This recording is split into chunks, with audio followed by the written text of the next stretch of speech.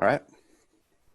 Hello and welcome to episode 266 of the Thinking LSAT podcast in Vienna, Virginia. This is Ben Olson. With me is Nathan Fox in State Line, Nevada.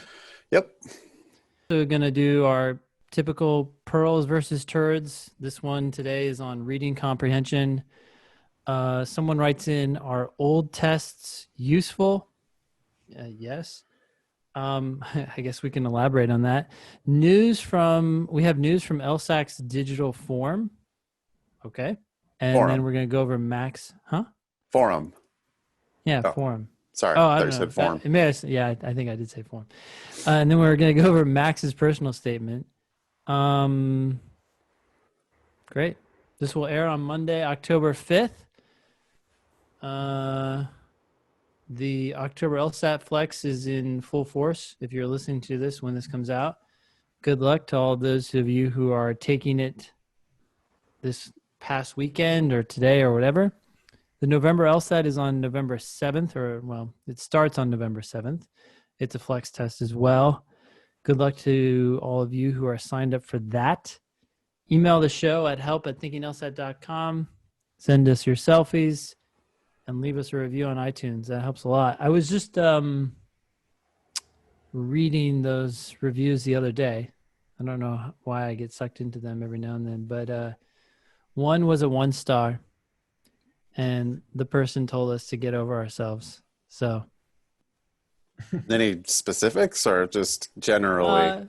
just general frustration about how we're, useless and full of shit and stuff like that. So. I get what you pay for on a free podcast. That is true. So anyways, there were some positive reviews too, but anyways, it's always fun. Pearls versus Turds email. Pearls versus Turds is the segment of the show where we take a bit of received wisdom from the internet. Maybe someone emailed in the show and said, hey, what do you think about this tip? And then we assess whether it's a pearl of wisdom or a turd for the turd pile. The scoreboard so far is 9 pearls, 36 turds, and 20 ties. We arrive at tie when either Ben and I can't agree or we're too chicken to put it in the turd pile where it really belongs. There are very few pearls out there. The email says, hi, Nathan and Ben. I really appreciate your podcast and the demon. I have a possible pearl versus turd. When I do a timed section of reading comprehension, I always run out of time and don't get to one passage. When I finish the second passage, I look to see which one of the 2 passages left has the most questions and go to that passage. I tend to have enough time to thoroughly finish the passage I choose along with its questions. And then if I have time, I will go back to the passage I skipped. I don't feel like the later passages are harder than the beginning passages like you would find in LR. I'm hoping that I will eventually get fast enough that I'm reading all 4 passages, and then this advice may end up being unnecessary. What are your thoughts? Thanks again for all the help you provide, Amanda. What do you think, Ben? Well, I don't care whether Amanda does the 3rd passage or the 4th passage. So if she's making a quick decision here based on the number of questions, which you can do extraordinarily fast with the digital test, because you can see exactly how many questions are in each passage constantly. You can tell that from just the navigation, right? You can just from look the at navigation. the map and see. Yeah. Okay.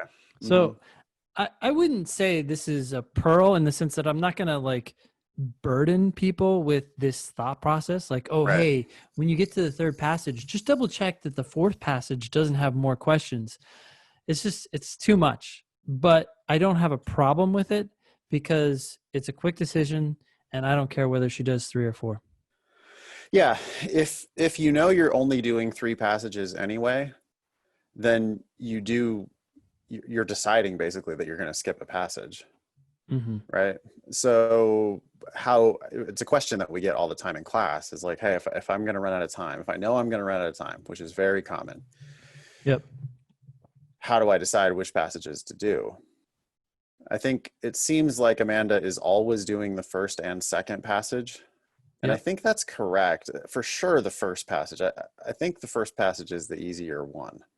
I think in general, yeah. I mean, I get what she's saying. There's less like predictability than there is in logical reasoning, but I still feel like in general, passage one is going to be easier than later Right. passages. When it comes to passage 2, 3, and 4, I think that they tend to be basically equivalent difficulty. Amanda seems like she's just going ahead and doing passage 2 always, which is fine. I think we endorse that. Yeah. And then she's choosing between passage 3 and 4 based solely on the number of questions in the passage. And yeah, that's fine. That is when people ask, how do I choose? That's one of the things I say is, well, you could choose the one with more questions. The other way that she could choose, though, is based on topic, right? She could start reading the third passage and decide if she hates the topic, then she could just hit the eject button and move on to the fourth. That would be another way of deciding which one of the final two passages to do first. 100%. I mean, you're going to know the topic within the first few words, if not Right. the first sentence. Right. They start talking about spiders, it's in natural science passages. Right. And that takes, 10 seconds to figure out. And if there are topics that are super intimidating to you, or if it's if you're like, oh shit, spiders, that's awesome, I want to read about that, then you would probably want to stay there, even if that passage had fewer questions, because the more engaged you are, the better you're going to do on the questions, right? The easier the questions are going to be. Yeah. Okay. So decide between the third and fourth passage based on the number of questions. Pearl, turd, or tie?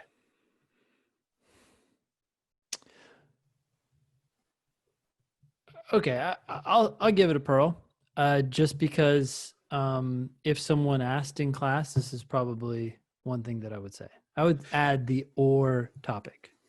It's an easy. I'd rather someone do a passage that they like, even if it's got fewer questions.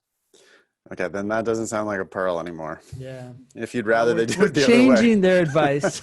If we change your advice, it's a pearl. I think we can give it a tie. I do think that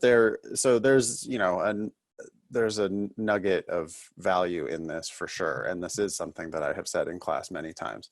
So it's a perfectly fine way to decide between the third and fourth passage, but topic would also be a perfectly fine way to decide between those passages. Amanda does note here that eventually she hopes to get to the point where she's going to read and answer all four passages, at which point this whole thing becomes entirely moot. That's, I think, what really keeps it from being a pearl. You said earlier, Ben, that you're not going to burden people with this. Mm-hmm.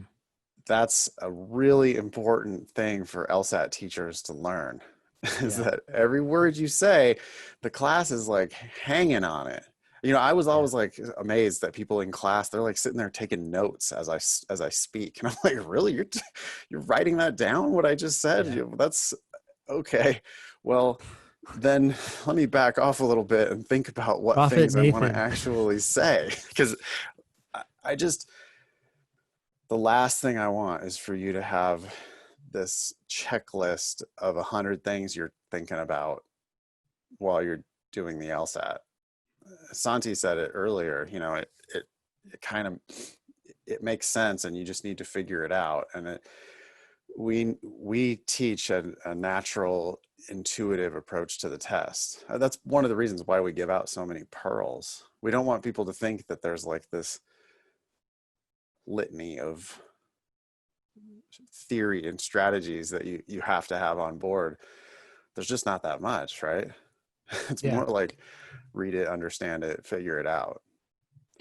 Well, and to get back to the whole definition of a pearl is something that is extraordinarily valuable. You're going to use that advice, but it's also something that we're like itching to tell you, right? Like, you came to class tonight. I want to make sure you go home with this idea in your head.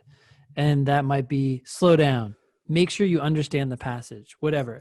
If class is ending, I'm not going to be like, wait, everybody hold up. One other thing, when you get to the third passage, trying to decide. Always look to see how many questions there are in each passage. Or this is the kind of advice too that people, if they like extrapolated it they would be like, well, what I do is at the beginning of the section, I look at all 4 of the passages and I figure out which one has the most questions and I start there. Yeah. If you do that, I think you are very likely picking the hardest passage to start with. Yeah. So the hardest passage to understand, like the hardest passage to read. Yeah. And I would hate to see you do that. So definitely do the first passage, probably definitely do the second passage. If you know based on your practice tests that you're gonna run out of time and you only have one more passage left, then maybe choose the third or fourth passage based on the number of questions. But what is it, Ben? It's 1 or 2 more questions. The questions do take some time to answer. So I'm just not sure what the upside is really here. Yeah. You know, so and that really keeps it from being a pearl. Okay, so it's a tie. Too much to think about. Yeah. Yeah. You want to take this next one? Yeah. So the title of this one, Old Tests No Good? Question mark.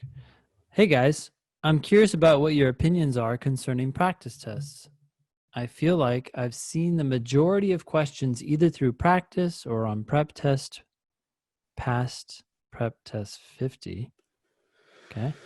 I'm taking the test in November and not sure if I should dive deeper into the test before 50 or if I should focus on tests more recently. Are there disadvantages to looking at tests that have happened over 10 years ago before the November test? Should I just focus on tests 70 to 89 again and get familiar with more recent tests? I think I'm going to sign up for the demon as well. Love the podcast. F. I would definitely value a test you haven't seen before over a recent one. I don't know. Especially the logic games. I mean, tests 40 through 50 have very predictable logic games that are totally indicative of the type of stuff that you're very likely to see now. The logical reasoning is not really any different. I'm looking at Ben in the Google Doc right now. Ben is counting the number of spaces between the sentences. And that's because there was clearly 3 spaces between, in one of the spots, there was clearly 3 spaces, which I noticed as well. Ben, did you notice this though over here? There's one, yeah. There's one. So F, you have 1, 2, and 3 spaces after your sentences. Yeah. I would for sure, yeah, definitely do tests 40 through 50. Yeah. And I don't think there's even anything wrong with tests 1 through 40. As we've been fleshing out explanations for those, we've run across I've been doing those questions a lot in the last year or so. And they are totally predictable using the strategies that I mostly used on on prep tests 40 through 60. That's where I learned the LSAT really was 40 through 60, right? And then I was a professional LSAT teacher, 60 through 89. And now we're going back in time doing 1 through 40 just to make sure that we have full explanations for all of those. And they do not seem different in meaningful ways. That's actually maybe an interesting conversation we could have. Let's go back and forth. I'm going to say one way that the earlier tests are different. And then you say one way that the earlier tests are different. Let's see how many we can come up with. Okay, sure. Is that a fun game? Okay. It's so fun. Yeah. All right. Let's do that for the rest of the show. Okay. They used to have, on logical reasoning, they used to have one passage and then 2 questions following that one passage. Yeah. And that's something that has gone away. That stopped in test 39, by the way. Random trivia for you. Everybody loves that, by the way. There's no reason why they don't have that anymore. I mean, I don't understand why they don't have that anymore. Yeah, because you can get 2 birds with 1 stone, you're saying? Well, if they wanted, they could get 5 birds with one stone. It would be so Yeah. easy to write one passage and then ask main conclusion, strengthen, necessary assumption, must be true. They could ask, and they could totally ask 5 different questions. I don't know why they don't. They're making more work for themselves. Anyway, Yeah. that's the thing that you'll Okay. see when you go through those older tests. But the questions themselves, though, aren't any different at all. It's just that you recycled the same passage for 2 questions. Yeah. What else is different about the older tests? Okay. I got another one. This is good. Actually, I hadn't thought of these things until we started talking about them. Okay. So one obvious difference is that starting with the June 2007 test, which came between tests 51 and 52, is you got comparative reading. So one Right. of the 4 passages in reading comp has 2 passages, shorter passages, and you have to compare the 2. That did not exist before the June 2007 LSAT. Okay, correct. Comparative reading. Yep. So yeah, when you practice the older tests, you won't see any comparative reading.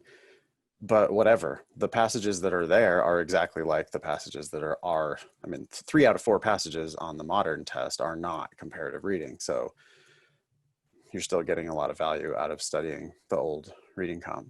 Okay, here's one for you, Ben. There is a lot more weird, gendered, heteronormative, and in some cases, misogynistic stuff on the older tests. There's just weird, like you'll have logic games where it's always one boy and one girl at the dance, that type of shit. It's Yep. always Mm-hmm. Yeah. couples The at married dinner couples. Yeah. with a Mm-hmm. man and a wife. Mm-hmm. The there are even some, yeah, there's definitely some. It's very straight and it's very gendered. And as I go through these old logical reasoning questions, especially, I always point out to the class, like, well, here's something that they would never say on the modern test, and here's something that they Yep. would never say on the modern test. Mm-hmm. And it's good that they don't. I mean, it's just, it's just, it's just an archaic, like old way of thinking, old way of being. And the LSAT has definitely adapted to that now. Marriage is no longer between a man and a woman on the LSAT, thankfully.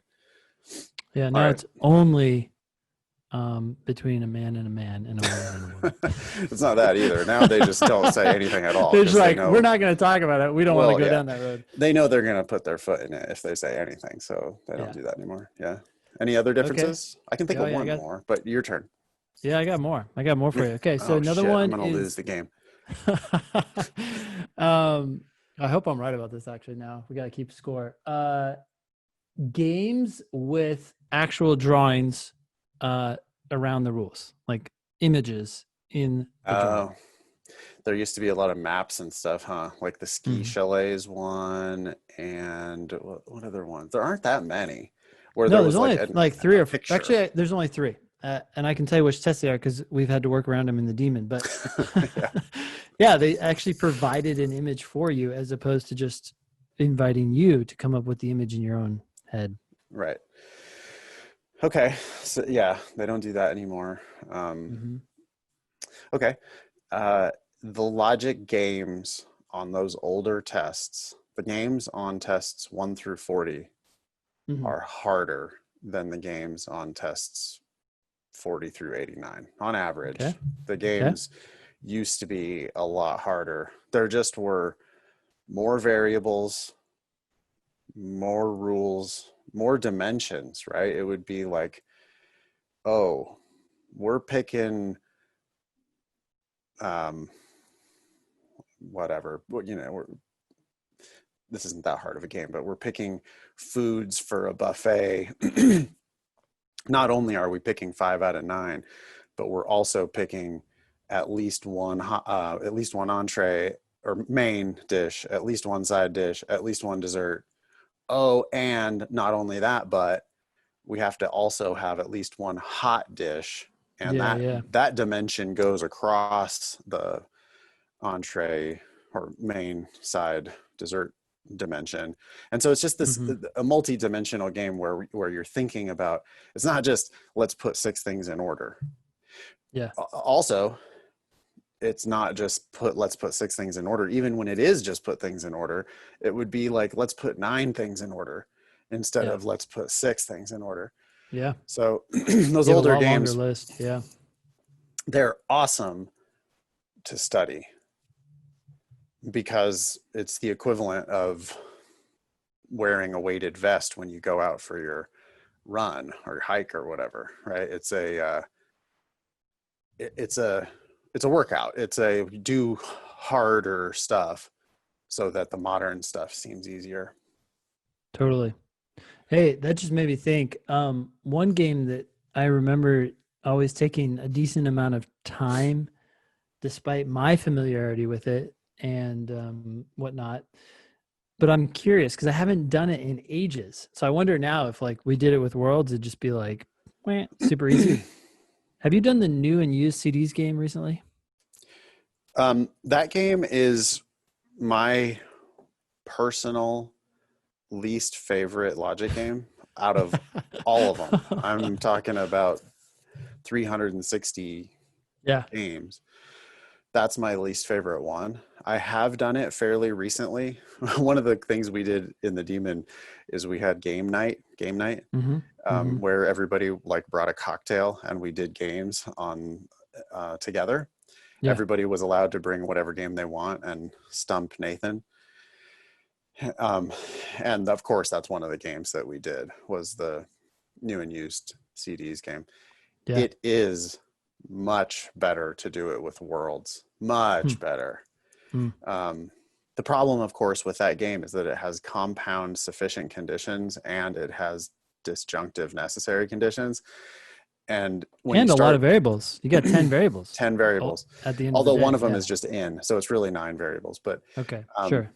when you start drawing out those rules, it is such a disaster. I mean, it's the Mm-hmm. poster child for why you should just make Worlds instead of doing all the old school if then arrows and And linking I stuff did that. I together. don't know if you've seen my Dude, video for it, oh, but mine, I I wrote a have old whole. videos. No, if you want to see, America's Funniest Home Videos version of like LSAT bloopers, watch some of our old videos where we use those outdated techniques. Now, we continually update all those videos in the Demon. As we continue to teach classes, you'll see new videos coming in where we do the games in a more sensible way. And yeah, that for that game, for sure, pick one of the players, split it. Well, this is either on sale or not. Yeah. And when it's Sure. on sale, here's what happens. And when it's not on sale, here's what happens. But that game, you do have to split and split and split and split. And you end up with like, 5 or 6 different templates, templates, depending Still, on that's not bad. how you That's split. not No, bad for that game. or maybe it's 8, maybe it's 7 or 8, but so it still is a mess. I mean, it still is like, holy shit, there's a lot going on here. Mm. But the purpose of making Worlds is to eliminate rules. Yeah. And you do get to eliminate all of the rules by making Worlds. You get to eliminate all of those pain in the ass conditional rules.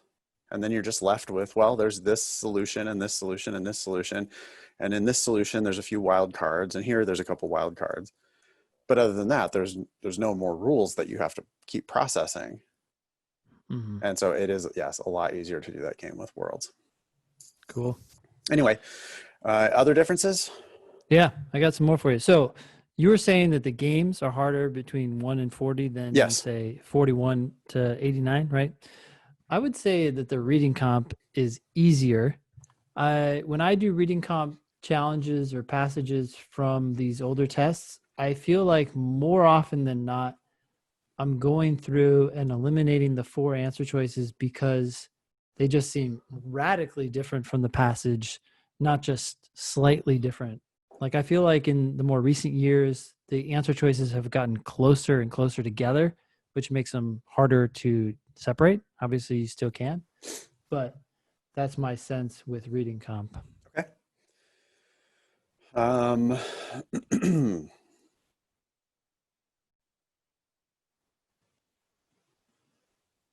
Well, I'm tapping out.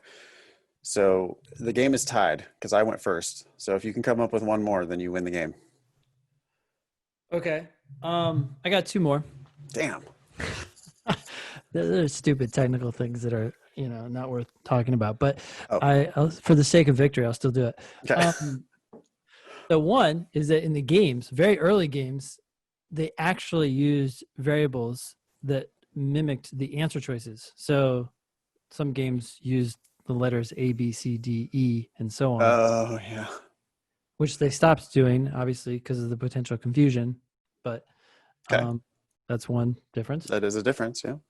One other difference, which is, again, technical and not that important, but starting with the digital content now in Law Hub, the section numbers have changed. Although I guess that's not really an old test thing. It's just a new formatting change, but it applies to all the older tests as well. So I guess that doesn't count. Anyways, so before, like we had like section 2 was LR and then it would be different for a different test. Uh-huh. Now in Law Hub, it's always the same. So section 1 is always, I think, reading comp maybe or games. Sections 2 and 3 are always logical reasoning, and section 4, I think, is reading comp. Really? Yeah, it's a weird. I don't know why they decided to do that, but it creates confusion because sometimes people ask for an explanation from section 3 of Section test 3. 83, Right. and it's like, wait, are you talking about Law Hub, or are you talking about what LSAC has published in print? Because Well, those are different. LaHub also put all of the redacted questions back onto the tests. Crazy. What, So 24 questions or something like that? Yeah, I don't know. all the questions that had been redacted over time, all of the ones that had in all the tests we ever saw, it always said item removed from scoring.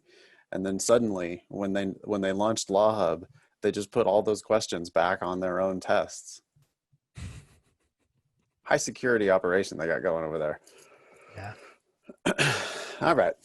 You win the game, and thank you, F, for writing in about the old tests. Our Yeah. advice is, yes, you can absolutely do those old tests. You should probably work your way backward. I mean, the more modern test, the better.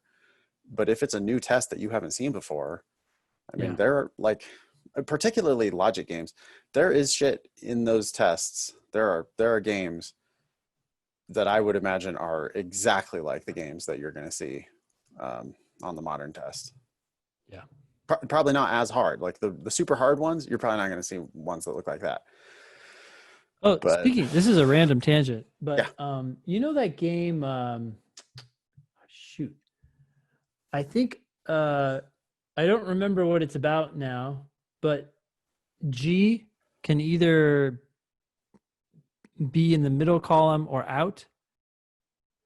And there's a morning and afternoon. I think it's like student presentations or something like that. okay. And you'll remember the game if I tell you this rule. If N goes on Monday, then H and I have to go on Tuesday. And if Oh, N goes on Tuesday, you're talking about there's two possibilities. It's either the bus game, not the bus game. That's okay, different. Yeah. or it's the advertisements in the magazine game. No, sorry. This is Hmm. it's I'm pretty sure there's 8 people. I think it's 8 students and they're giving presentations. And anyways, the point is there's this rule that if N goes on Monday, then H and I have to go on Tuesday, and if N goes on Tuesday, then H and I have to go on Oh Wednesday. yeah, okay, now I got it. Yeah. Mm-hmm. And then like it doesn't. There's nothing matters if N goes on Wednesday, right? It only Right. applies if N is on That's Monday right. and Or Tuesday. N can be out. Yes. Okay, got it. Or N can Yes. be an out, right? And then there's like this other rule that O and R have to be in the morning, which at least in my Right. diagrams on the top row and so on. Okay, so the reason I'm talking about this is that there's another game. I can't remember what that game is about either, but when you end up drawing the rules, the diagram is exactly the same. Hmm. And when I look at those two games, even though the subject matter is totally different, the diagrams end up being the same. I'm thinking to myself, I wonder if LSAC scrambled, like one of their games didn't work out, and they're like, okay, just grab this other At the game. last minute, they needed one. Yeah. Yeah. We'll change the subject, totally different people, totally different variables. But at the end of the day, the rules were exactly the same just because they're so strikingly similar, right? If N is on Monday, then Yeah. H and I are on Tuesday. It was like if T is on the first day, then F and G are on the second day, and so on. There's another one. There's another pair like that is extremely similar. I think it's the trains going like through cycling through stations. And then there's the one where it's like tribes and they're cycling through a festival. And it's like, Oh yeah. and they're like almost like identical. It's Yeah. like 5 trains making 3 stops through the same stations. And then it's like Mhm. 5 tribes, each doing 3 participations in a festival. It's Yeah. like 15 total things on either side, and they're like almost identical. The point is, for students, the point is the more games you can do, the better, because Yeah. they do repeat themselves. If you do, boy, if you do all of the games from prep tests 1 through 89, Yeah. plus A, B, C, and J, if you do Yeah. all of those, you will for sure see stuff on whatever test you take officially. You will for Mhm. sure see echoes of all of that practice. Um, I say it all the time, but the LSAT is a test of how hard you can work, especially on the logic games, Yeah. because the harder you work, the more experience you have, the more familiar the new tests start to look to you, and you just totally get rewarded for that. Mhm. So Cool. F, good job doing prep tests 50 through 89. If you're still studying, I wouldn't redo tests 70 through 89. I would get more coverage. Start with the 40s and then do the 30s and then do the 20s probably. And for anybody who's worried, it's still okay to repeat tests. I'd prefer to do a new test that Right. you haven't seen before, but if you have not scored 180 on a test, you can still learn something from it. Figure out why you can't get a perfect score on something you've seen before and reviewed. Yeah, we're not big on saving tests. I don't really care. Like, it's not about diagnostics. At a certain point, if you've already done 40 or 50 tests, I'm not really very interested in your diagnostic tests anymore. It's probably time for you to take the official test at that point. Um, More coverage is always better. So, yeah, if you've done all of the tests, good for you. You can keep studying. You can start over from the beginning or whatever, and your diagnostic scores are going to be slightly skewed by the fact that you've seen those tests before. But as Ben said, you're still going to be learning from those tests, and that's really the point. The point That's isn't all that the matters. Yeah. diagnostics. Okay, Yeah. great. Yeah. Next one. Okay, this comes from a student in one of my Demon Live classes. I definitely got a chuckle when I read this email the first time. She is very agitated at the LSAC's digital forum. Her subject line said, LSAC's digital forum, I give you a 135, room for improvement. She means 135, like on the 120 to 180 LSAT scale. Yeah. She's calling their digital forum a 135. That's not All good. right. No, that is not good. That's fighting words. All right. Dear Ben and Nathan, I just finished up with LSAC's first, quote, digital law school forum, and yes, all caps on the yes, it is about as much of a clusterfuck as one might assume. If you don't know what it is, LSAC put together, quote, over 200 schools, exclamation point, so that students can visit schools and ask questions on an online interface because of current travel restrictions. So they used to do these forums across the country where suited up law school admissions folk would be sitting behind a table with like one of those drapes over it, you know, Mm-hmm. with the name of their law school, and then a bunch of glossy brochures and a clipboard and maybe some candy.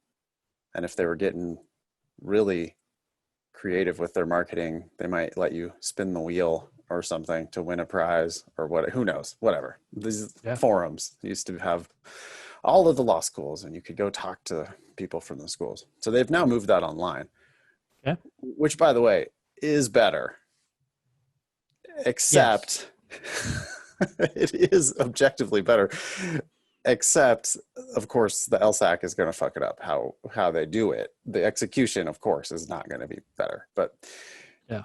she continues. I'll set the scene. You click into the forum on LSAC's website or through one of the 100 schools that mass emailed you in the last 24 hours and are greeted with a digital convention hall. She misuses the word assimilate here. She says, I assimilate it to playing Pokemon or any video game with a shopping experience. She doesn't mean assimilate there. She means like analogize Sure. or compare. Mm-hmm. So are you picturing it, Ben? You load up the website and you actually see an image of a convention hall. Like, It's so bad. You know, it's like Microsoft Teams came out with this thing where you can like see people sitting in an audience. I was like, I don't care. It's just shocking, Ben, how stuck in the past people are. It really tells you something about like how our brains work, right? Like Yeah. it's just this how paradigmatic thinking works. Mm-hmm. You know, and now it's reminding me of like Major League Baseball. You know, they're playing right now. They actually flew around to play baseball in giant empty stadiums. Yeah. They could have played at a high school baseball field. They didn't need to be playing in gigantic stadiums. They could have played on any field. They weren't going to have fans. No. Instead, what they did is they went to Dodger fucking Stadium with 55,000 people, 55,000 empty seats, and then started putting cardboard cutouts of people in the seats and pumping in fake crowd noise. Oh my gosh. And so it's just like they can only think about it in one way, and so they have to make it as close to that as they can possibly. LSAC. What's with the I kind of get the noise, like maybe the players feel like it's just so lonely, like they don't feel Right. the people watching them, but cardboard cutouts, no one's seeing right through that. You're looking up and being like, Only baseball did that. Yeah. They also sold you the right, Ben. You know, if you're a Dodger fan, you could, if you're so upset that you're not allowed to pay $500 to take your family to the Dodger game, they're charging like, oh, for $100 you can have a cutout of yourself, a cardboard cutout of yourself in the stadium. okay. Anyway, LSAC, they think that this is by the way some web design shit from 1990. Yeah. Right, where it's like, oh, you're shopping, okay, welcome to our digital shopping mall, and it's like a picture of a mall. Yeah, and you like click on the like Like logo, and it like what if takes Amazon, you into can you the imagine room. you imagine if Amazon had like aisles, or if like Amazon was like a mall, like you have to first find a parking spot and then get into the entrance and go I past the can't food find the court. damn Tylenol on this row. It's like hidden amongst all these other Oh, medicines. don't worry, we have digital virtual shopping helpers. Someone wearing like a blue vest, and you're like, excuse me, could you point me to the Tylenol? It sounds like that's what LSAC is doing here with this forum. Okay, so you click on a colored room to a group of schools like Orange Exhibit Hall. So they're so stuck in this way of thinking where, oh, well, normally we had like this conference room and that conference room and this conference room, and so we'll just make it like that. They're like, Ben, they're doing extra work. They're going out of their way to make it this worse, to make it clearly more clunky. Like, oh, what? Wait a minute. is Georgetown in the green conference exhibit hall or the orange? Oh, you mean I can't search for them? Like I have to go what No, Ben, what because schools are people in this want the hall? real convention experience. I wonder if some schools are like, no one's gonna search for us, so you got to put us into a hall next to Stanford. That's how it was Oh, you know what else it in could real be? life. Yeah, and that like preferential treatment, like that type of shit, where you're like, Mm, you get you're paying more. mobbed up with the LSAC, like wink, wink, put us by the entrance, like that type of thing. I wonder if that that could be going on here too. Like Well, they we had to don't have an preserve. entrance. No, no, we'll create one. No, we will. Don't worry. We will preserve our grafting opportunities. Don't worry. Um, with this is total speculation, by the way. We're Yeah. totally full of shit right here. But okay. You click on a colored room to a group of schools like Orange Exhibit Hall, and then you have these clunky literal pictures of booths and people for each school. So, so they have photographs of a booth. They're like, no, we have to have booths. Booths are a critical part of the experience. Not realizing that booths themselves were created to serve a function in the context of that environment. In a physical space, in a Yeah. hotel conference room where no one It's wants to not be, you it's have a not the booth. end. It's making like a little nest for yourself in the middle of this cavernous conference room.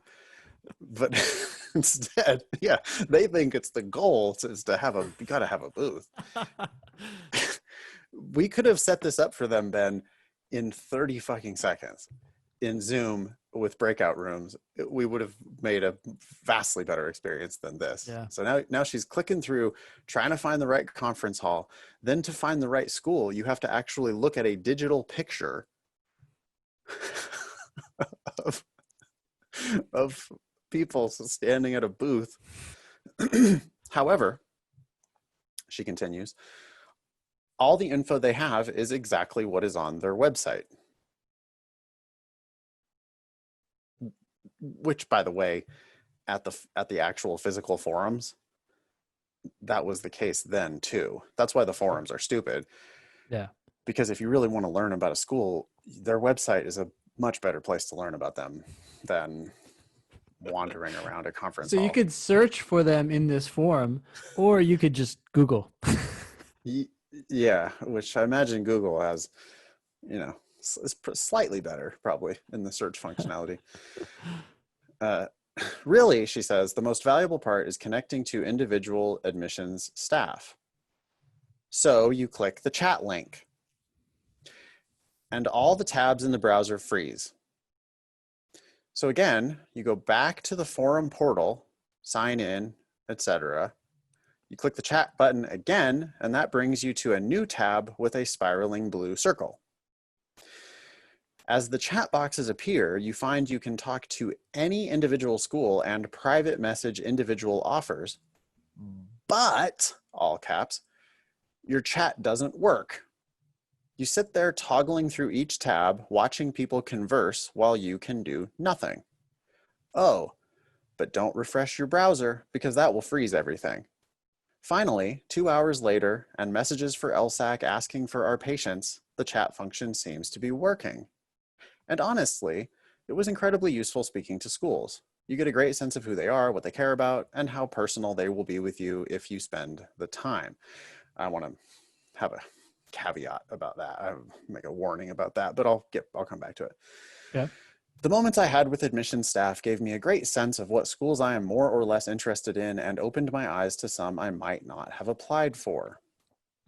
But don't click away from this chat room because as soon as it tries to refresh, it will delete half your conversations and you will be stuck, unable to respond. LSAC has a few more of these forums this year, and although it took up 4 hours of my Saturday, I would recommend spending the time asking the questions. Gather a list of items for each school that are important to you first and expect problems. I mean, hey, it's LSAC. What do you expect? That's the email from a tired but informed student. I have two things I want to say. Yeah. First, Don't go to these stupid forums. Just reach out to the schools individually. They'll be happy to talk to you on Zoom. If they're Yep. not happy to talk to you on Zoom, then they're idiots and you don't want to go to their stupid school. I mean, the best schools, we've already heard months ago, Ben, we had schools doing informational interviews and stuff on Zoom. Yeah. If It's you, cheap. It's easy. email them, call them up, tell them you want to chat. If they're not willing to take the time to talk to you, then that tells you all you need to know. Plus, if you do a chat in Zoom, one, it's not going to freeze on you.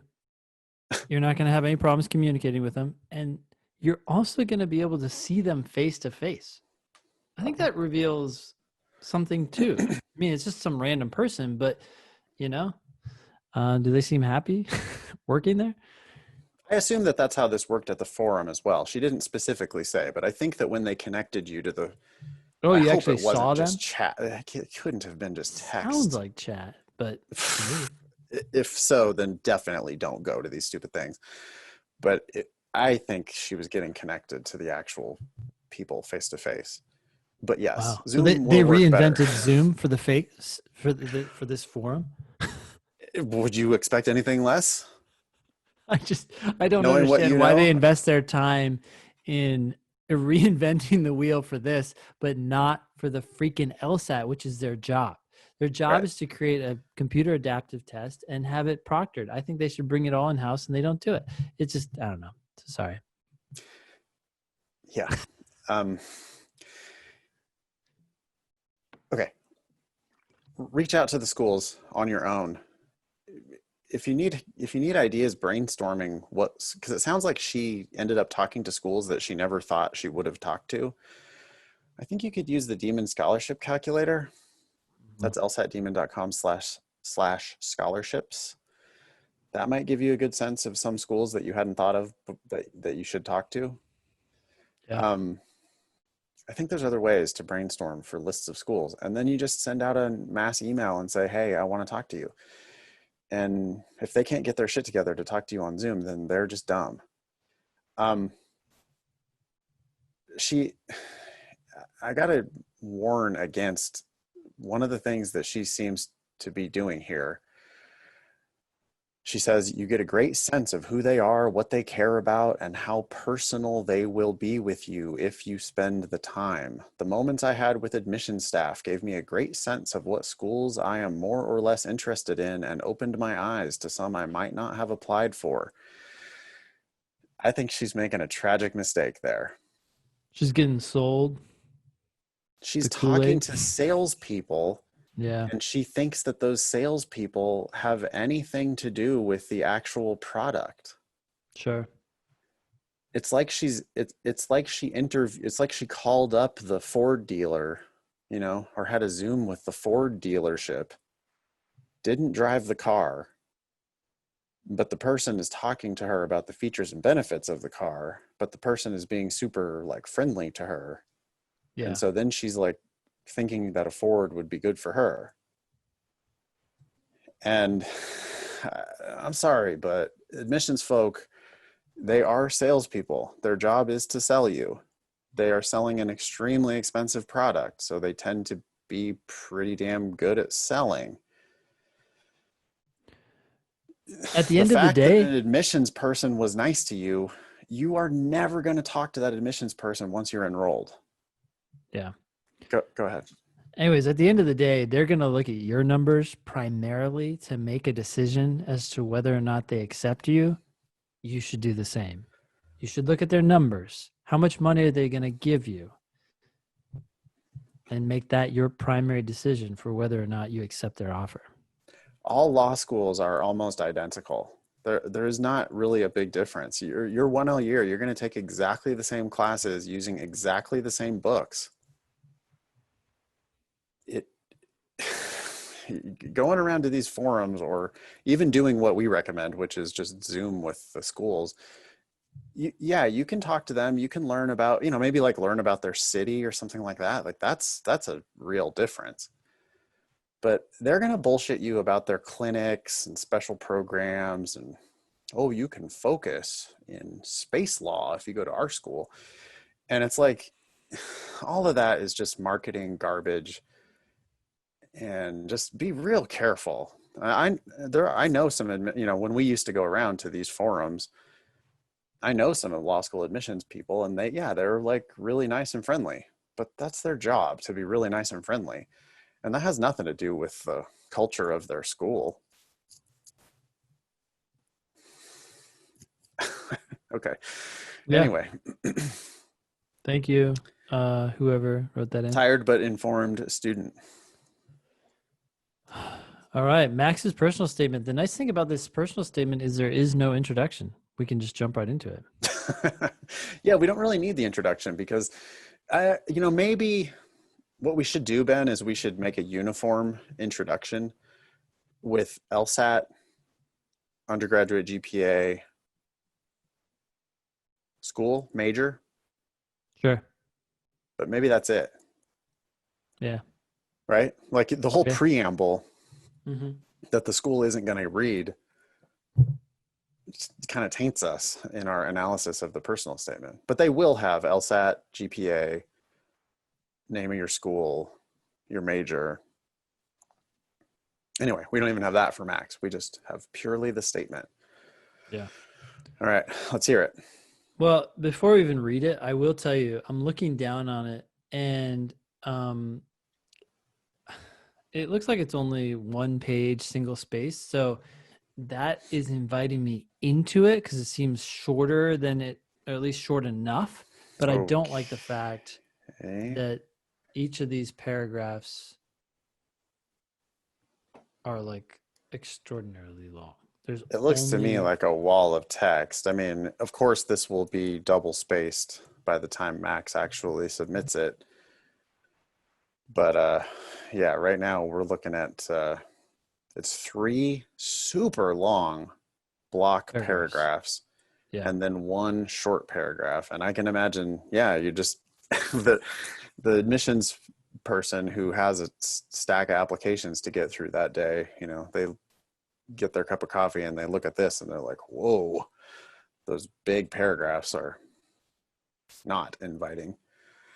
Huge. I'm just curious why people don't break things up more. You need to break things up, even if you're talking about the same thing. Just like, here's a somewhat logical reason to stop and start again. Let people breathe. Okay, I'm gonna read. It says, I work as a special constable in the healthcare sector. First sentence. It starts with I. It then has a verb, but I don't like the verb work in general because it's vague. And I don't feel like I'm learning anything new that I would have not already seen on your resume. That's a straight up resume line item, right? It's going to say the name of the employer and it's going to have the title special constable. So it's a waste of space because it's just rehashing a resume line. So I think Max tried to follow our rules and create a sentence that starts with I and use a verb, in this case, work. But unfortunately, there's no substance here. You got to go further. Okay, so Max continues. Whoa, I'm already not liking the beginning of this next sentence. Right. Employed and appointed by the provincial government, I enforce various provincial legislations, such as the Mental Health Act.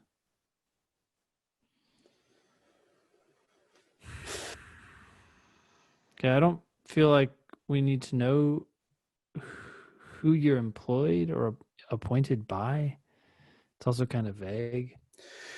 I think we could, yeah. Okay, so I don't like the employed and appointed by, probably just employed by. I don't think we need employed and appointed. But putting that aside,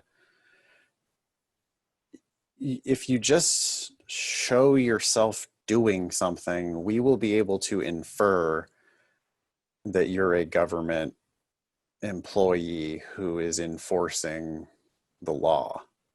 Yeah. I hate enforce various provincial legislations. That's huge. Also, laws. Yeah. is what you meant to say there. You're a cop, I think. Constable is a police officer, right? Mm-hmm. So this is a cop enforcing the law, specifically mental.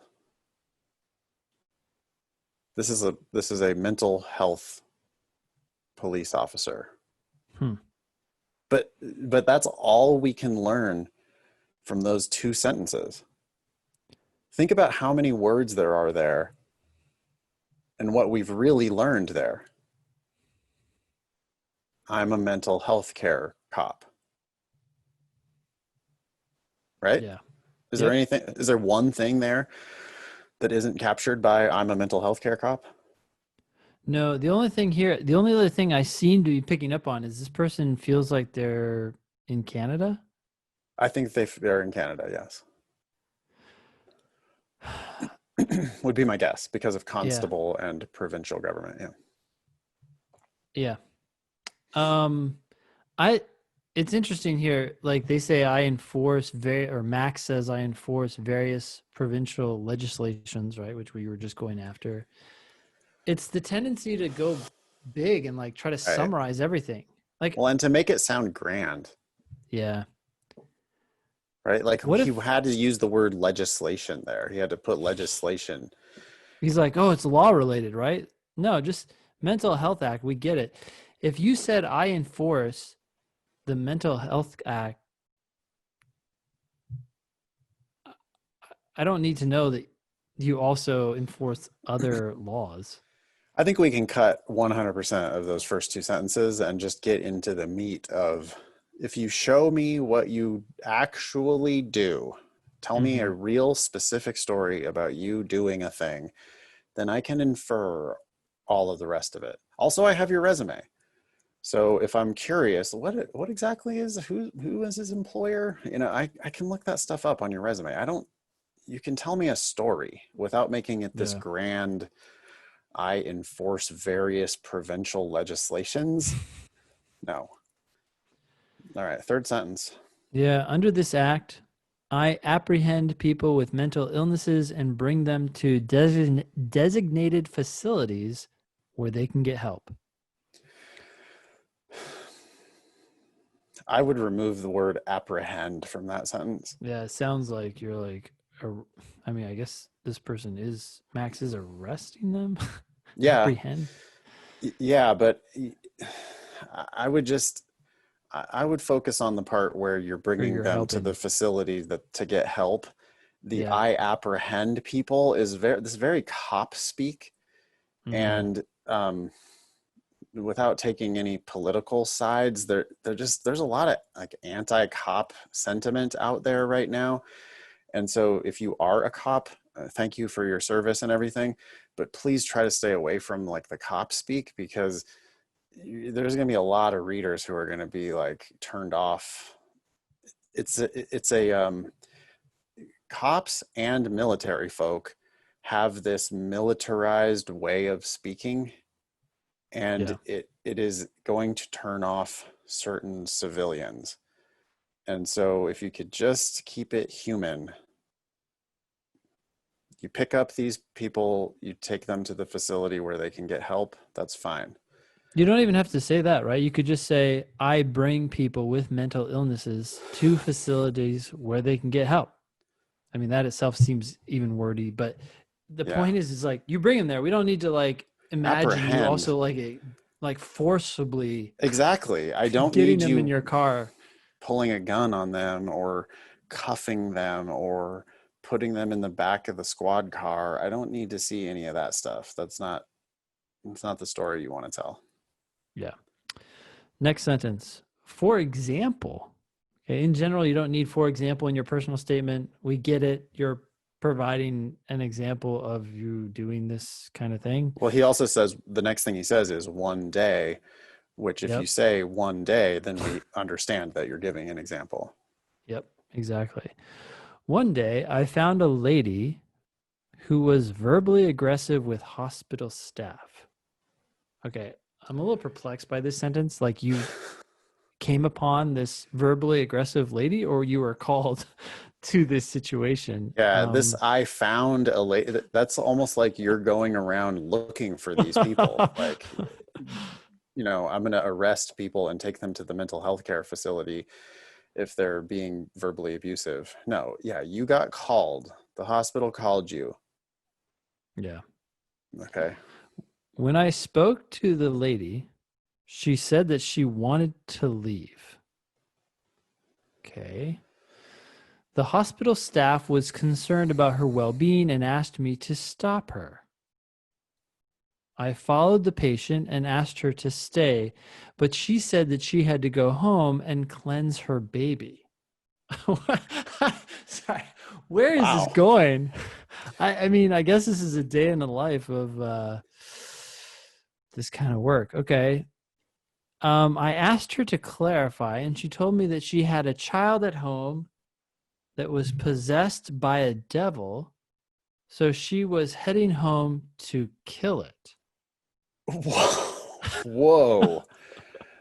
Whoa. Okay. I mean, I don't doubt that this happened, Max. This is just an interesting lead in. Okay. After It's hearing this, wildly powerful, this image, the story you're telling. Like, if you're going for a hook, I guess you've hooked us. yeah. My problem is it's not about you. This is a lady who has big problems. Are Yeah. you going to solve her problem? Well, okay. So this is Max continuing. After hearing this, I arrested her under the Mental Health Act. I hate it. Max, I do like your sentences because they're short, but the content of your sentences needs work. Yeah, this is again that militarized. He's not like, he doesn't understand how this hits civilians. He doesn't understand how this hits like pacifists or soft urban intellectual people, right? Like, you go around and arrest people with mental health problems. You got to stop saying apprehend and arrest. That's not, nobody wants to hear about mental health, people with mental health problems being arrested. This is not a thing that people want to hear about.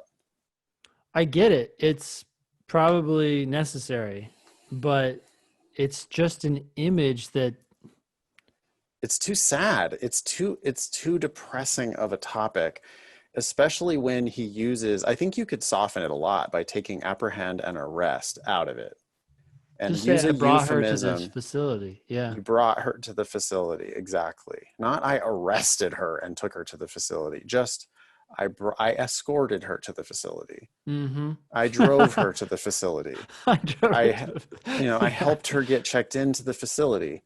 And Yeah. if that was at gunpoint, we don't want to know about that part. No. He continues. I then brought her back to the hospital, ensuring that she would stay and see a psychiatrist. The assessment Wait a huh? second. Well, this now doesn't even make any sense because one sentence ago, she was in the hospital. I never Yeah, see it her sounds like she leaving walked the, away. the hospital. Yeah. But then all of a sudden, he's bringing her back to the hospital. Yeah. Okay. Okay. Where is it? Okay. The assessment revealed that she had a serious mental disorder, possibly drug induced, and had to stay at the hospital for her own safety and the safety of others. I contacted social services in my local police department and advised them of the situation. Okay. You reported to your superiors. That's not like super impressive. I'm not saying it's great. I'm glad you did it. I'm just saying, I don't know. I called and told people what happened. The police responded to her house and found a toddler who is left home alone. Luckily, the child was unharmed and was taken by social services. There ain't no lucky about that. Oh my God. This reminds me of do you remember the personal statement that we read on the show with the missionary Oh my who gosh. gleefully told us the story of going into the Uh, dirt floor hut with the dirty kids and getting the kids taken away from mom? yeah, yep, getting the mom like arrested, arrested again. Oh, and he had Max, saved the day. Yeah. Max, do not tell us a story about a toddler getting taken away from their parent. No matter how fucked up the parent is, no matter how psychotic the parent is, we're not here to get bummed out. We don't want to hear about this story. This is not the right topic. That's we can go ahead and axe that whole first paragraph. There's no way that's appropriate for a personal statement. You're supposed to be putting your best foot forward. You're supposed to be selling me on the idea that you're going to be a kick-ass lawyer. You're supposed to be making a case for yourself. You're going to open up the case for yourself with, hey, let me tell you about this time where there was a crazy lady who was on drugs and wanted to kill her baby, and the baby got taken away. Isn't Yeah. that lucky? Isn't it good that I was called? I mean, really, it's almost like you tried to take more credit for this than you deserve because you were called here and you did your job.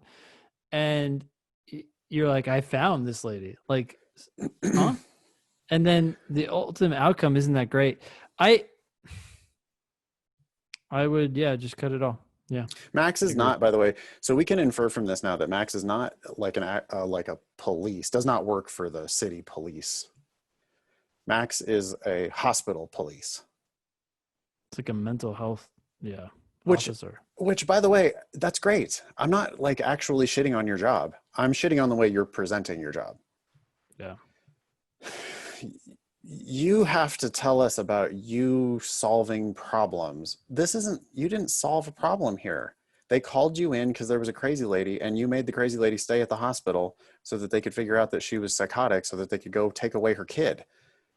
That's not, that's not lawyer stuff, even remotely. And I don't see you doing anything here besides being like a security guard, which there's nothing wrong with security guards. It's just that you're not selling me on the picture of you being a lawyer here. I think The other there's got to thing be is that other stories to tell. most of these sentences are not about Max. Exactly. No, they're about a They're about crazy the lady lady, the and the hospital, devil and the yeah, cops the and devil. and the toddler getting taken away. Yeah. So like what was Max's actual role here? He talked to the lady. Indeed, she was crazy, which the hospital staff told him this lady wants to leave and we don't want her to leave. Max talked to the lady and she said she wanted to leave because the devil possessed her baby and she had to go kill her baby. And Max sensibly kept her there because that's Max's job. Yeah, basically all Max did was keep the lady at the hospital and, well, or bring her back, I guess, because she walked away, and informed others so they could do their job. Not so Max could do his. But let's just be clear. If the punchline of your story is a toddler getting taken away from their parents, that's not the story that you want to put in your personal statement. Yeah. Okay. That's the first Cool. paragraph. Okay. Max continues, paragraph number 2. I also enforce offenses related to smoking in public places. I don't know Related where this to? is. Why the related to? I don't know. You mean you're a smoking cop? Okay, like you're a smoking cop. That's fine. You don't need All to right. like. Do you see the fluffing, like the pumping up of it? Yeah. Like Yeah. I enforce offense. By the way, enforce offenses. I don't think that that's No, that's not correct. correct. Yeah, you get people to break the law. Yeah, you don't make people smoke. You make people not smoke. You Yeah. you enforce provisions against the offense of smoking in public places. But just don't, it's overselling. Yeah. You keep people from smoking at the hospital? Okay. Okay, he continues, smoking on hospital property is strictly prohibited. Under the Tobacco Control Act, I have the authority to issue provincial violation tickets, okay, just tickets, to punish offenders who do not comply with the law. That's what an offender is. It's someone who does not comply with the law. This is three Uh, sentences that say, I write people tickets for smoking at the hospital. I write people. I write tickets for people for smokers. I write tickets for smokers at the hospital. I give smokers tickets. I give hospital smokers tickets. There you go. He continues, however, the mere punishment is not always the best solution. For instance, one of the hospitals was particularly bad for smoking offenses. The hospital was bad, or there, okay, people at this hospital. Every time I stopped at the hospital, I had to confront several clients who were smoking in non designated areas. I don't know why this strikes me as funny. For some reason, it just seems funny. Hey, you there, stop. After several attempts to punish the offenders, this is this is that militarized speak, like seeing the world as like do-gooders and offenders. Yeah. I decided to go another way. I met with the hospital manager and discussed the problem. She agreed and asked me to share my plan to reduce the number of smoking offenses. I noted that there were benches and ashtrays in the area where smoking was prohibited. Ashtrays. There's an ashtray right by the no smoking sign. Yeah, that's a mixed signal, which encouraged people to smoke. Yep. Okay. I recommended to remove benches and ashtrays, put a sign that prohibits smoking, and create a designated area for smokers as there was none previously. That's a weird use of as, means because here. I don't know. I see what Max is doing here. He's encountered a problem and he's come up with a solution. I will give Max 1 point of writing credit for using generally short sentences, but I Yes, Max also will has short sentences. strongly recommend that Max get help with his editing. Almost every sentence needs to be rewritten. This is not strong writing. Max, There's a lot of redundancy. That's the problem. It's like, yeah. yeah. There's a lot of that, but there's a lot of most of these sentences are broken. I mean, Ben is, I don't know if he's even conscious of it, but he's actually fixing lots of the stuff that Max did wrong. As you're reading, Ben, you're sort of naturally correcting and adding words and stuff where those words aren't actually there. Max, you need to find like your top 3 English writers, editor friends, and you need to get some help. We do kind of offer this now in the Demon. In Demon Live, Carl is doing a weekly admissions workshop, and we're not like actually editing people's statements for them, but I am sure that in the Demon community, you can find friends at those admissions workshops. You can make a friend who would be happy to, edit, like cooperatively edit this and help you to clean this up, because this language does not strike me as written by a lawyer. Yeah. Okay. Max continues. Where was that? Okay, there was a small grass island that was close to the main entrance. Okay. I suggested to use that space to create a smoking spot. The site manager welcomed my approach and followed my recommendations. A week later, I found that benches and ashtrays were removed and that there was a big sign stating that smoking was prohibited. I also saw a small shed in the suggested area where people were smoking. Now, as a result, I hardly see any violators at this hospital, and the number of smoking offenses has been significantly reduced.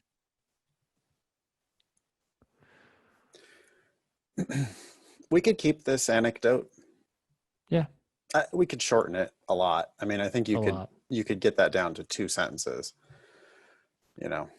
But you identified a problem, you took initiative, you got the problem solved. I like the general gist of that. I do not I think that it merits an entire, because I mean, that's a third of the personal statement. yeah. And there ain't enough there to justify a third of a personal statement. You were like, hey, you got all these smokers out here. Why do you have ashtrays? I don't want to write these people tickets. You have ashtrays. I don't want to write them tickets. Put a no smoking sign, make a smoking area. And they did that. That's great. But you don't need a whole big ass block paragraph about that. Yeah. And then also like, so what we've already talked about, you got to clean up these sentences and tone down the, I don't know, the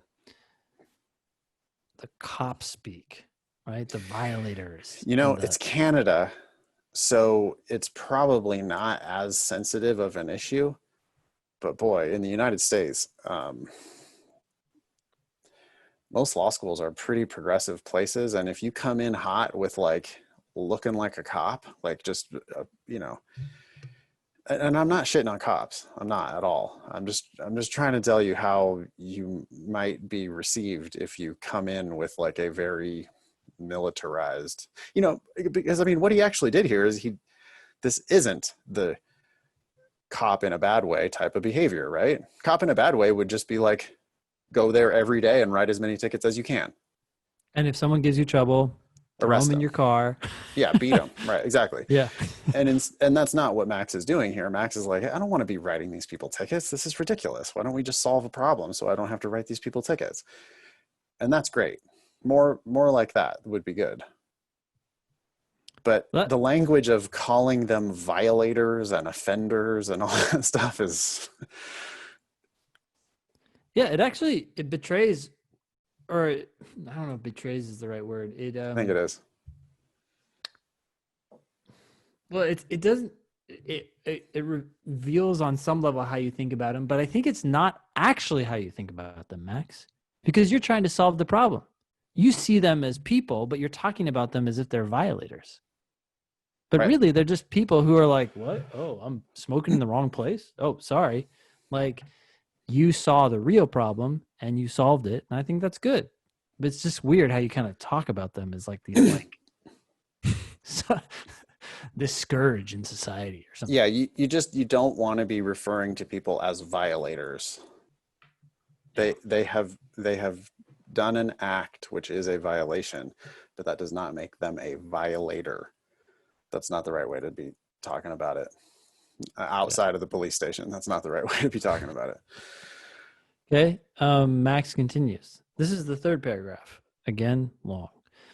I have the authority to arrest people for public intoxication under the Liquor Control Act. Okay, we get it that you have that authority. You don't need to tell us. You know what he's doing here that's annoying. Mm. He mentioned the in caps Mental Health Act at the Oh, he's beginning of the like first dropping a paragraph. bunch of acts. That's the second sentence of the first paragraph. Then in the third sentence, beginning of the third sentence of the second paragraph, he mentions the capitalized Tobacco Control Act. Then in the third paragraph, in the first sentence, he mentions the Liquor Control Act. And it's like you're trying too hard to tie this into you're not a lawyer. And you specifically mentioning these acts and, you know, like in the first paragraph, the word legislations, Yeah. you're trying too hard to make it look like like you're law adjacent. You're protesting too much. You don't need to do that. We know that cops are law enforcement. We know that you know things about the law. You know statutes more than any other law school applicant. And we know that you're enforcing the law. We don't think that you're enforcing something else. You don't need to say any of that. Yeah. It's actually worse when you specifically name these acts because it just comes off as it has the exact opposite effect. that you intend. It makes you look naive. It makes you look like you think you know things that you don't actually know. And if you would just instead cut that out and just talk about your actual work, deciding whether or not to enforce, deciding whether or not to write a ticket, that's actually a really good theme, I think. I mean, that's one of the things that you're going to study in criminal law. You know, prosecutorial discretion is a huge issue. And you know more about that than anybody else because you're the first person that gets people, you know, like, are we going to get the government's hooks into these people or not? Are we going to write these smokers tickets or not? Are we going to arrest these people for public intoxication? Or do we have another solution? And that could be a perfectly fine theme. But I don't like it's like name dropping of the acts. Yep. Which Exactly. spins it in the wrong direction, I think. Anyway, Yeah. Go ahead. Yeah, 100%. Okay. I use this authority primarily for holding intoxicated people who may be at risk for themselves. Why do you have to use the word authority in the first sentence and in the second sentence of that paragraph? Every time you say that, it makes you scarier. It makes you like, I'm imagining you big and bulked up and all copped up, you know? And that's not what I want to be thinking about. I want to be a little more plain spoken here. What type of people do you run across? What type of decisions do you make? He also says, people who may be at risk for themselves. I think it should be to themselves. The editing is pretty bad. The writing and editing here is pretty bad. Max, definitely, I'm not saying you need to get like paid professional help with your editing, but you do need to get help with your editing before you submit this. He continues, after arresting, okay, again, we don't need that word. I can either release the person when they are sober or ask a family member to pick up that person. Could have said to pick them up, but pick okay. them up, yeah. One time, I had to arrest a drunk teenage girl who was dropped off at the hospital by her friends. She wanted to leave, but it was a cold winter night, and she was not dressed for the weather. I don't like it. I don't like it. I don't want you to be talking about drunk teenagers and their appropriateness of their dress. They don't have enough clothes. You're not, for the weather. It may in fact be at your discretion to determine whether they should be let out into the snow or not. But I don't want to hear about some dude looking at a teenage girl who's drunk and deciding whether or not her dress is appropriate and making any decision. It's just, you're skeeving me out here. I don't. Yeah. Let's avoid that topic, please. I tried to convince her to stay, but she kept refusing. That's a weird image too. Like the cop, like trying to talk this girl into something. At some point, she decided to run from me. Oh, now now you sound even more. This is getting sketchy. Creepier, yeah. Yeah. So I arrested her. Oh no. Searched for an ID. This is a real bad image now. You're searching a drunk teenage girl who you already said was not appropriately dressed, and now you're searching her looking for an ID. You've arrested her and you're searching her. Don't tell us about this, please. Don't. This is an error in judgment to include this in your personal statement. Yeah. He found her parents contact information and asked them to pick her up. Her parents arrived later and took her home. They were grateful that I did not let her go. Another time, I arrested a woman who I found lying unconscious outside. Stop you saying arrested. Stop arresting people. Okay. She was severely intoxicated. Like, you could just say, I helped a woman who I found lying unconscious outside. Even then, though, I don't know about these stories. She was severely intoxicated and it was freezing outside. Okay. I lifted her from the ground, placed her in my patrol vehicle. What vehicle? And brought her to the nearest hospital. She stayed at the hospital for several hours. As soon as she got sober, I called a cab and she went home safely. So wait, you waited at the hospital? I Yeah, guess and I this is two in one paragraph. This is two stories about Max putting his hands on drunk women. yeah. And I know that that's part of your job. And I know, and I'm not suggesting that I think that you did anything untoward or improper Mm-hmm. here at all. What I am saying is, let's not talk about these instances. Yeah. The reader does not want to hear about you arresting drunk women. That No. is, it was a, now that I think about it, it was a woman up top as well. So we got a crazy lady and Oh two yeah. drunk ladies. You got to think about the big picture you're painting here, and I don't, I don't like it. Yeah. Yeah, waiting at the hospital I don't know. That to sounds make sure creepy. she's okay, to call a cab for her. Can't the hospital do that? Yeah. It's like mildly, and again, I this is not what I actually think, but a reader might see that as weirdly stalker-ish. Yeah. I don't actually think that. I'm thinking about the different ways that this statement might be perceived, and you taking a drunk lady to the hospital and then waiting until she's released so that you can call a cab for her. Oh, did you tell the cab her address? You know, did you follow the cab to her house to make sure that she got in safely? I don't know. It's just the reader's going to be asking questions that you don't want asked here, just because it's not. These anecdotes aren't good enough to justify the creep factor that comes in. Yeah. Okay, last paragraph, which is a lot shorter, thankfully. I enjoy working in law enforcement. I don't really want to hear about your feelings, so Right. we can cut that. Yeah. This work allows me to help people and serve my community.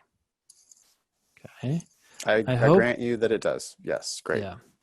I hope that, I hope, huh, okay. I hope that legal education will allow me to become a criminal prosecutor, which will be a significant step in my career. I don't think the law schools really care what you hope. Um, One sentence that you hope to become a criminal prosecutor, that's okay. I think Ben's right that they don't really care what you think or what you feel or what you want. They care more about what you've done. But tying this in to say, you know, I'm going to law school because I want to be a prosecutor, that's fine. I think I'm more taking issue with the sentence or the way he's saying this. I hope that legal education will allow me to become a criminal prosecutor. I'd rather just say, I want to be a criminal prosecutor. Right. I'm Yeah. going to And law we school don't need because I the want to do comma, this. which will be a significant step in my career. It goes without saying, if you're applying to law school, you're doing that to get a legal education to make a step in your career, Yeah. because those things are true of 100% of every applicant. 0% of applicants should ever say those things. Yeah. Now, you want to be a criminal prosecutor, that's specific to you, so you can say that part, but not the legal education and not the significant step in my career part. Um, I wish we had better news. yeah. Most of this has to go. All of the first paragraph, all of the third paragraph, half of the second paragraph, and half of your last paragraph is gone. Yeah. But I do think that there's a theme there that maybe Max could latch onto. You know,